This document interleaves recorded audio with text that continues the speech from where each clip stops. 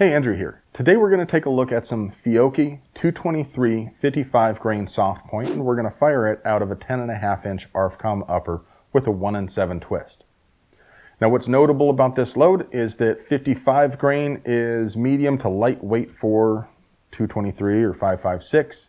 Soft points tend to expand a bit, it may lose a little bit of weight, and it might not penetrate adequately. On the other hand, sometimes these lighter weight bullets are moving along fast enough that they can drive deeply despite the reduced mass. I've seen bullets in this weight range do poorly as well as to do well, so it's difficult to predict how it's going to do in this case. Let's get out to the range and find out.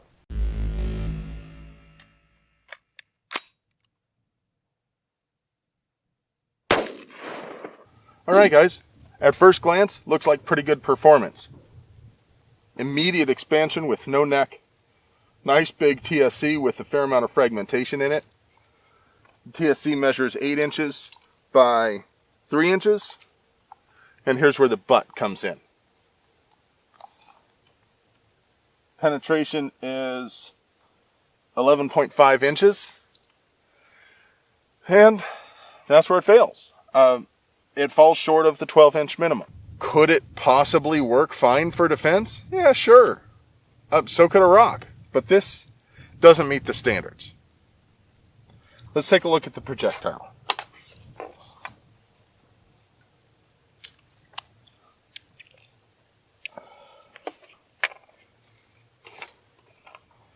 So it's nice, big, flat, uniform, relatively uniform expansion. Back end of it just looks all sorts of mangled and messed up, which, you know, that's the sort of thing that you want to see if it had just a little bit more mass and got a little bit deeper and met that 12-inch minimum. Okay, so 11.5 inches is just barely short of that 12-inch minimum. Does that mean that this is a failure? Well, okay, so yeah, a minimum is a minimum. Yeah, sure, that's true. But in the FBI protocol for handgun testing, which is where that 12-inch minimum comes from, falling below the 12-inch minimum does not mean that a cartridge failed. It just means that it gets deducted points in comparison to other loads when being assessed for whether or not it should be accepted as a duty load.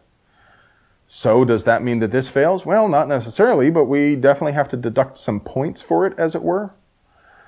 And yes, people will argue that the handgun standard doesn't apply to rifle cartridges. I think that that's a load of hogwash. Frankly, your organs don't change position just because the person shooting at you is using a rifle versus a handgun. The reason for that 12-inch minimum remains the same. The fact is that to get deeply enough, reliably, even if you have to shoot through a limb or fire from an oblique angle or something like that, you need to get at least 12 inches deep. So that still applies to rifles too. But like I said, it's awfully close to the minimum. And going back to the reason for that is that that minimum should be enough even in the worst case scenario, and most of the time if you drop 2 or 3 rounds into a bad guy, then at least one of them should be getting deeply enough. Theoretically, I guess, kind of, I can see both sides of the argument in this case. If you wanted to stack a whole bunch of this for shit hits the fan, I could totally understand why you would want to do that. You know what? There's so many other good loads out there that there's no reason to get wrapped around the axle about this one.